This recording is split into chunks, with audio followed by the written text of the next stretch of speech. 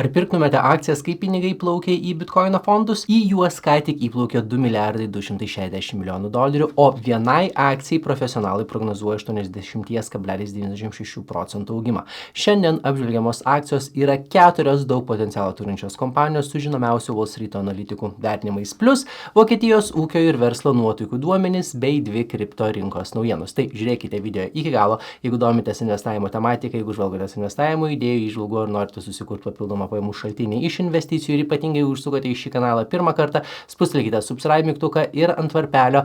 Ir kaip padėka jums už tai, su šiuo QR kodu ir nuoroda aprašyme galite pasinagrinėti mano asmeninį dividendinį portfelį, kurio pernai vidutinė išmoka mėnesinė buvo 1040 eurų per mėnesį. Tai ačiū Jums ir pradedam. Analitikų prognozė nėra pažadas, tai jų hipotezė parimta dabartinėmis ekonominėmis sąlygomis, bendrovės finansiniais duomenimis, jos veikla ir pačių analitikų žiniomis bei patirtimi.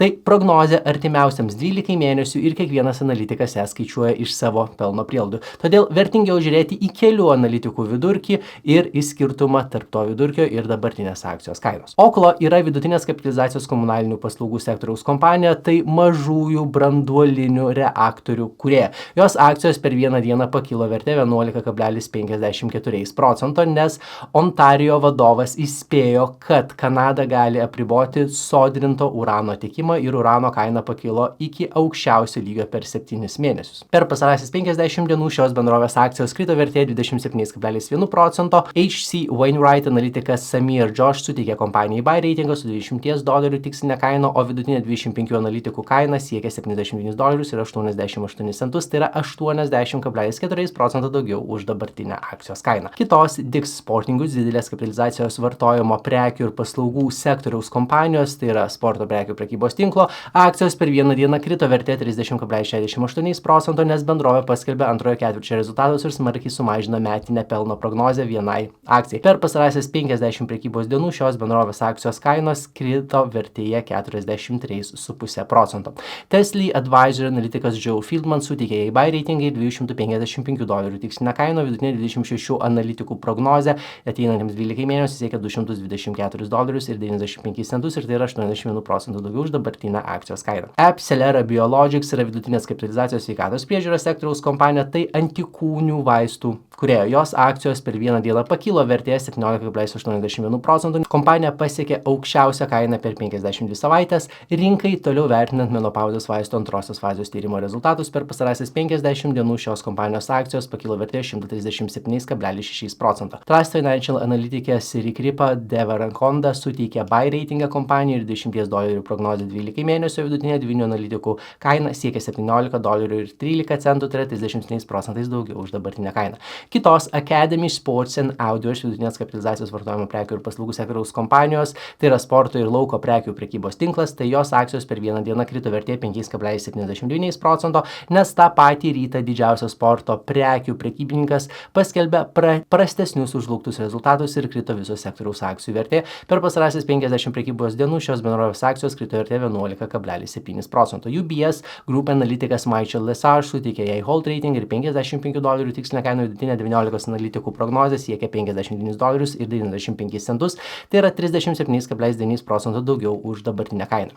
Detalesnė analizė su daugiau apžvelgiamų akcijų ir konkrečiomis analitikų kainų prognozėmis artimiausiems 12 mėnesių rasite aprašyme arba member skiltyje, o jeigu dar nesinaudojate Freedom 23 investicinę sąskaitą, nauji investuotojai dabar gauna iki 10 akcijų dovanų, kiekvienos dovanojamos akcijos vertė gali siekti $800 ir šitas pasiūlymas galioja iki rugpjūčio 31 dienos.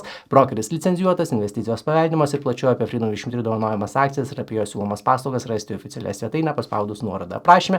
O dabar naujienas. Vokietijos statistikos tarnyba paskelbė patikslintus antrojo ketvirčio ūkio duomenis. Ūkis per ketvirtį paaugo 0,3%, nors pirmasis vertinimas rodė 0,2%. Eksportas augo 2%, su importas 1,5%, dirbančiųjų buvo 45,7 milijono, tai yra 212 tūkstančių mažiau negu prieš metus. Investicijos į įrangą ir statybas krito 0,2%, o vien mašinų ir renginių dalis kuris krito 1,4%.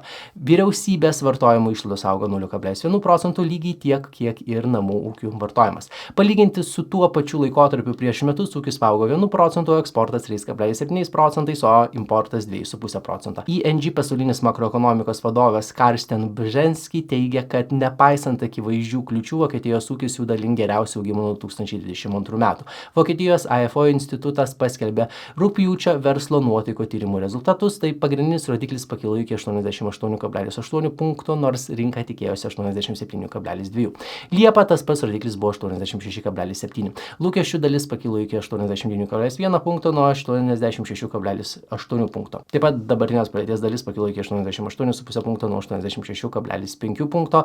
Ir IFO instituto prezidentas Klemanas Fues teigia, kad nepaisant vėl kylančio energijos kainų, Vokietijos ūkis atsigauna.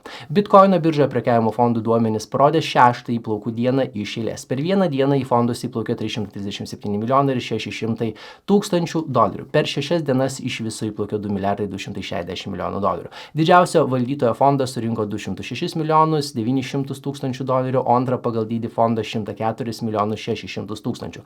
Prieš savaitę tas pats fondų turtas siekė 78 milijardus ir 670 milijonų dolerių. Rugpjūtis tapo stipriausiu 2026 metų įplaukų mėnesiu su 2 milijardais 720 milijonų dolerių. Visų Bitcoino fondų valdomas turtas pasiekė 86 milijardus 560 milijonų dolerių, o Bitcoino kaina pakilo 0,54% iki 79 416 dolerių.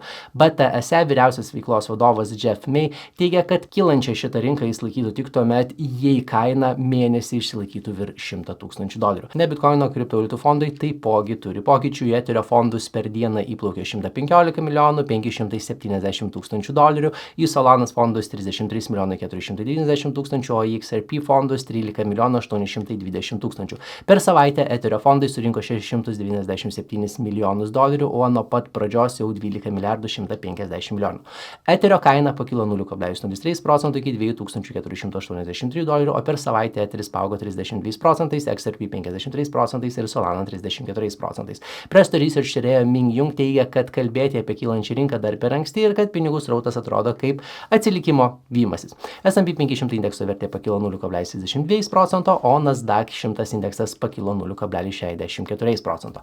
Gaukite iki 20 akcijų dovanų, investuojant su Freedom 23, kiekvienos dainuojamas akcijos vertė gali siekti $800. Pasiūlymas šį akciją galioja iki rugpjūčio 31 dienos. Brokeris licencijuotas, investicijos paveldimas. Plačiau apie Freedom dovanojamas akcijas ir apie jo siūlomas paslaugas rasite jų oficialioje svetainėje, paspaudus nuorodą aprašyme. Visus klausimus rašykite komentaruose. Sėkmingų investavimo ir pasimatome kitame video.